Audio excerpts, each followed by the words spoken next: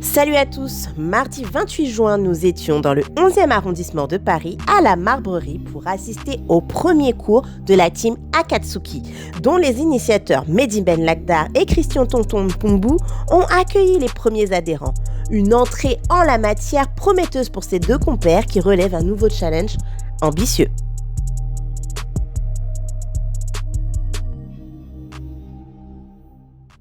De drill, que ta répétition technique.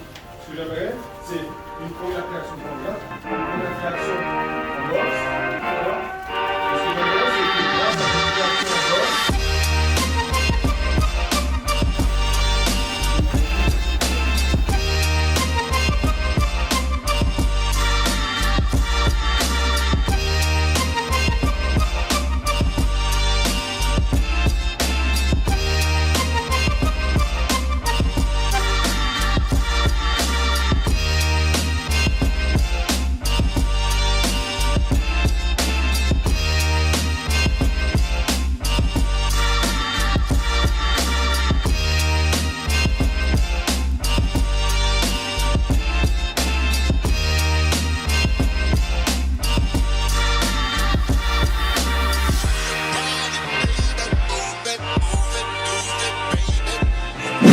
Bon, on sort quand même d'une session qui a duré 1h30, 2 heures presque. Hein. bon, en vrai, c'était 1h40, hein, 45, quelque chose comme ça, t'entends, non? Ouais, c'est bien ça, c'est bien ça. Bah, après, on sait quand on commence, mais rarement quand on termine. Surtout que la salle, après ce cours-là, il y avait rien de prévu. Donc, du coup, on a débordé un peu. C'est plutôt Mehdi qui a débordé parce que j'ai laissé prendre les choses en main. Puisque, voilà, c'est, avant tout, c'est vraiment... c'est lui. Moi, je suis, on va dire, entre guillemets, un peu son assistant. Non, mais entre guillemets, on est ensemble. Mais c'est lui qui est très actif sur les réseaux. Moi, je suis même, enfin, mon compte en ce moment, il est même pas actif pour te dire. Mais c'est lui qui est très actif et voilà. Il a vraiment fait un gros boulot sur les réseaux. Pour amener tout ce monde-là et il est suivi. C'est bien de commencer un truc et d'être autant suivi d'un coup, quoi. Parce que j'ai un certain âge, j'ai sillonné un peu, j'ai fait un peu les salles et avoir autant de monde pour une première, c'est très rare, c'est très rare. Non. Ça, c'est vrai. Hein. Du coup, il va bientôt falloir pousser les murs. Mais si je comprends bien, c'est du lundi au vendredi. Donc, tous les jours, on a droit à avoir un cours, c'est ça? C'est ça, donc du lundi au vendredi, il y a cours, il y a MMA. 20h. Du lundi au vendredi, ouais, 20h. 20h jusqu'à 21h30 si on déborde pas. Mais voilà, l'idée, c'est de proposer chaque jour une séance de MMA avec 1 à 2 fois par semaine. 1 à 2 fois par semaine, t'as vu, t'es pas la seule qui a plus de voix. 1 à 2 fois par semaine, une spécificité, en tout cas dans le MMA. Avoir un cours généralisé, c'est cool, mais avoir un cours un peu plus spécifique, comme je disais tout à l'heure, et je n'arrête pas de le répéter, on a la chance d'être avec Tonton. Et Tonton, par exemple, pour la partie seule, enfin voilà, Il n'y a pas photo. Voilà, il n'y a pas photo. Je parle du sol, mais c'est pas que le sol, mais en tout cas de l'avoir, en plus de l'avoir en tant qu'expert du domaine grappling, enfin MMA, sol MMA, quoi. Et c'est de la bombe, voilà. C'est vrai que toi, tu viens de la boxe anglaise, il me semble. Ouais, moi je viens de la boxe. Je suis rentré un peu dans le circuit MMA un peu tard. J'ai eu une carrière qui continue et qui part à la force des choses, un peu les réseaux, un peu mes résultats dans l'organisation où je suis, on fait que il se passe que voilà, je suis là où j'en suis aujourd'hui et c'est cool. Je suis pas le plus fort, mais voilà, c'est pas mal déjà ce que je fais, donc voilà, quoi. Il dit qu'il n'est pas le plus fort, mais on est d'accord, il a quand même un combat qui est dans le top 10, je crois, au Cage Warrior. C'est ça? Ouais, oui, le fameux combat où c'était Joe et tout. Enfin bref, n'hésitez pas à aller voir ce fight si vous en avez envie. C'est normal d'être comme ça, de pas trop montrer, mais Mehdi Ben Lagdar quand même, arrête. Arrête. On va, et monsieur Tonton à côté de nous, arrête aussi. Moi, on va dire que je suis un peu de la vieille école. Mais bon, on essaie toujours d'innover, de rester à la page parce que voilà, le MMA a évolué, hein, comme il a dit tout à l'heure, il y a des techniques qu'on faisait dans les années, il y a 20 ans en arrière, qu'on ne les fait plus parce que voilà, ça évolue et le sport évolue.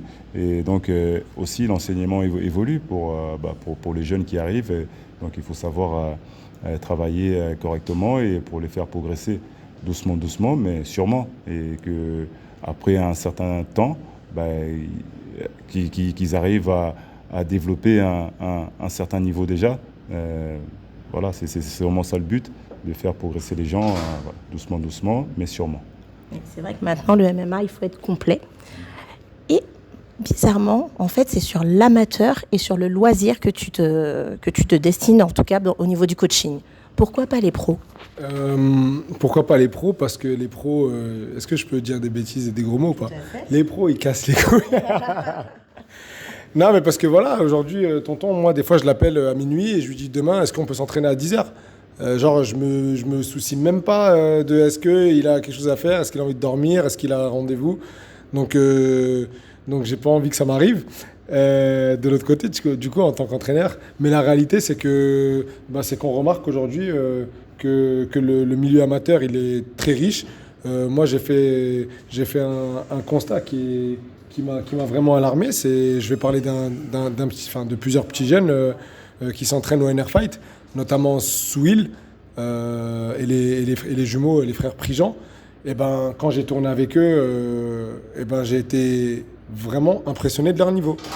Je me souvenais pas, en tout cas, avoir été mis en difficulté de cette manière-là par quelqu'un qui n'est même pas encore professionnel. Donc je me suis dit, attends, Mehdi, il y a une niche, une pépinière incroyable qu'il faut exploiter.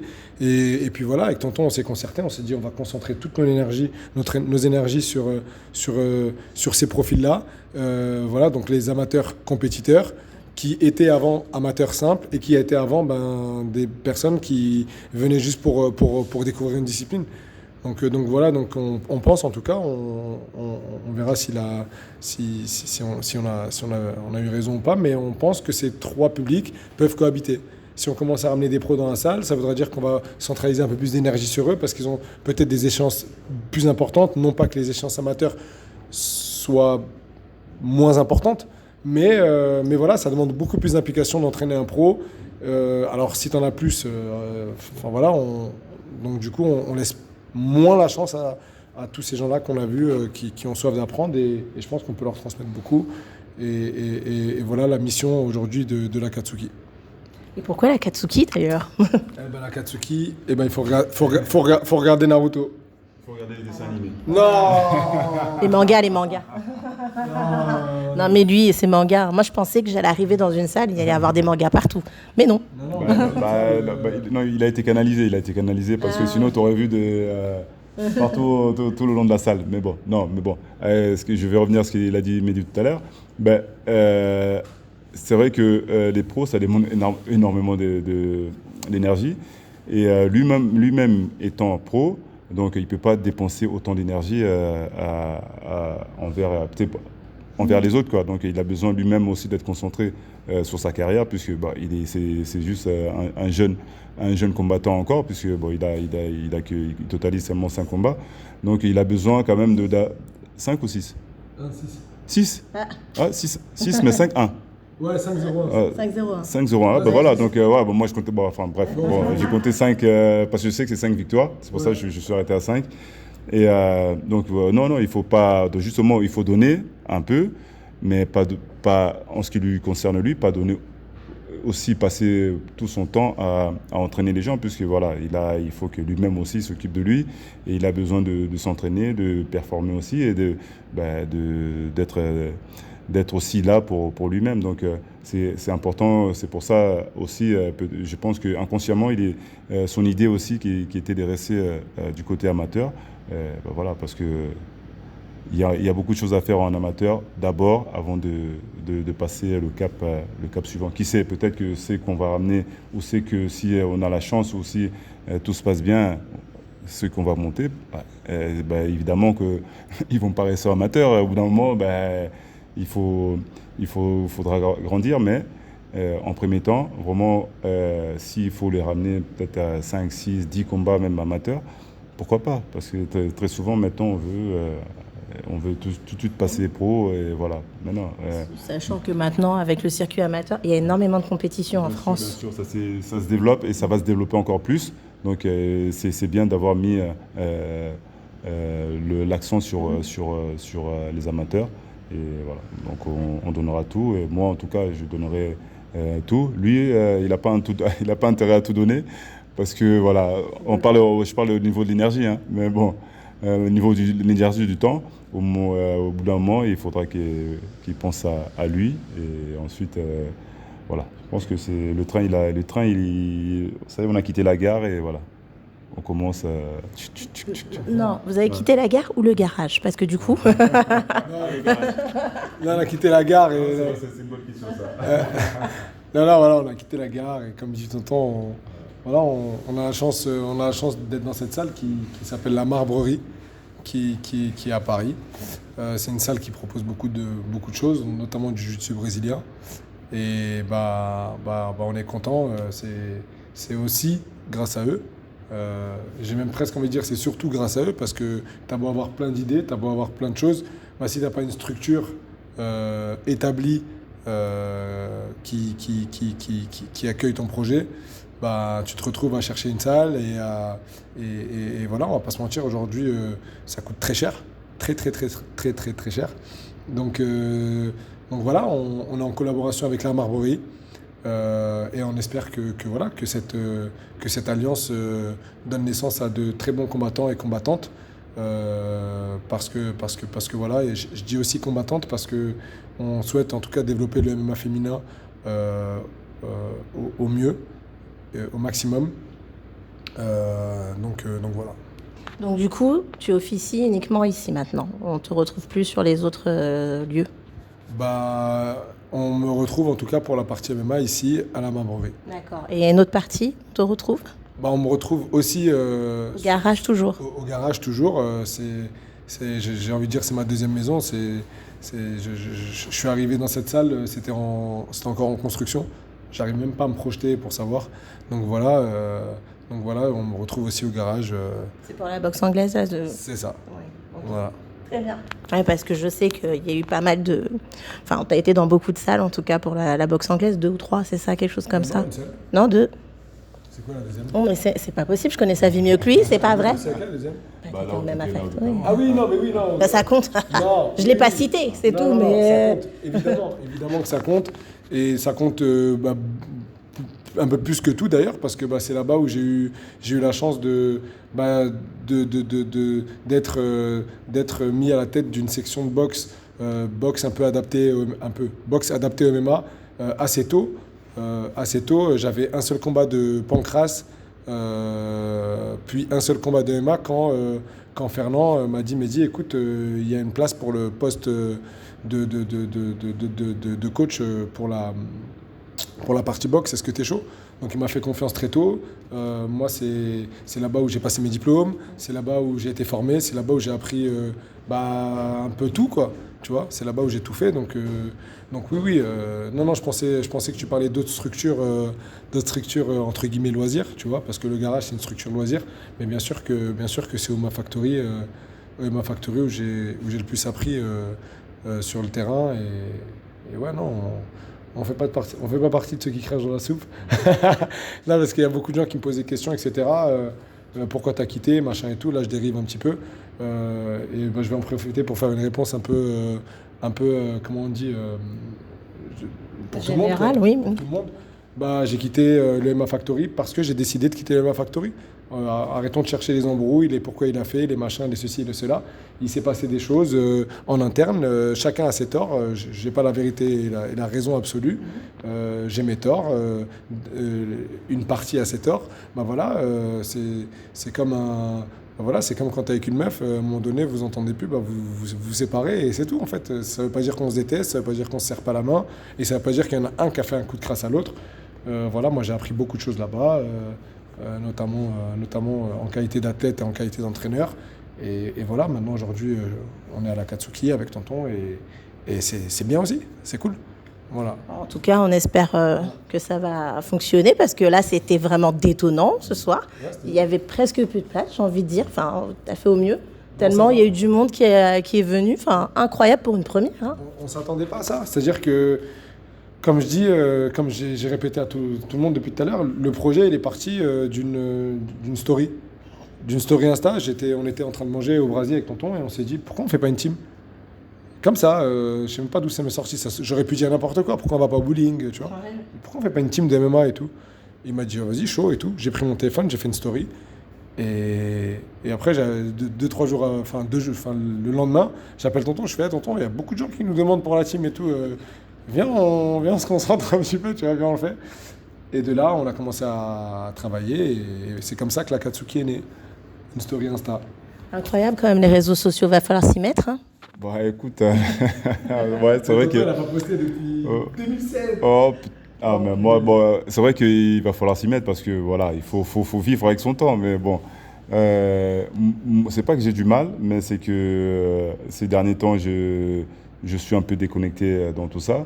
Mais bon, après, je t'avoue que j'ai jamais été un qui postait. Je poste.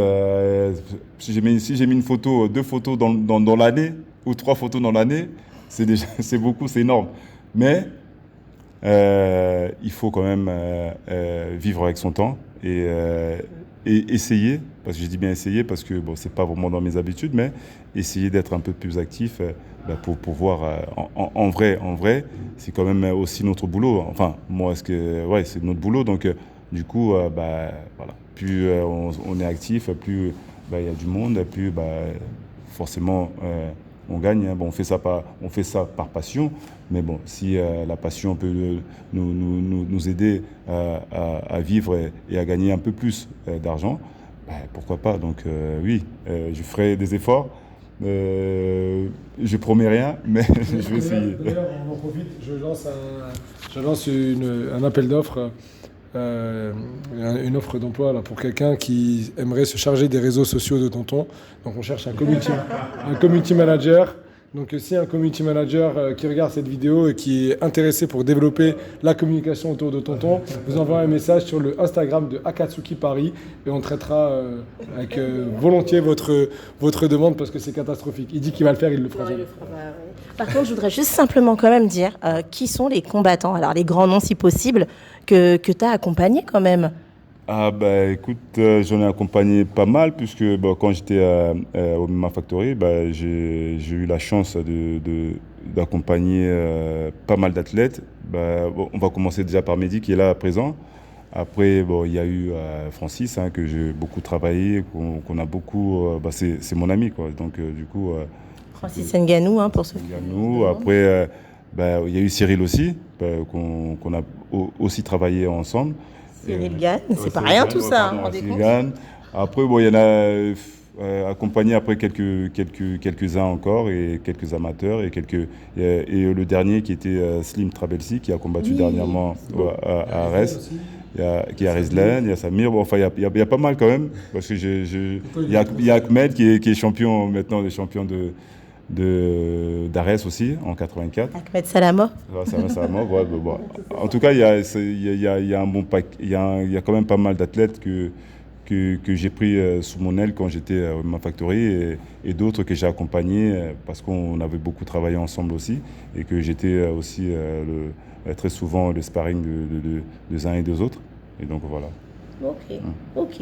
Bon, maintenant que vous savez tout ça, si vous avez des questions, je vais vous mettre l'Instagram, Akatsuki Paris, c'est ça, hein? Yes. Et du coup, pensez-y, c'est tout, pas tous les jours, c'est du lundi au vendredi, mais c'est presque tous les jours, le week-end, on se repose à 20h. Allez les voir, allez leur donner la force, parce que je pense que ça va être quelque chose d'étonnant. Et surtout, si vous souhaitez découvrir le MMA, je pense que ce sont également les bonnes personnes. Je vous remercie en tout cas. Merci au revoir. Merci.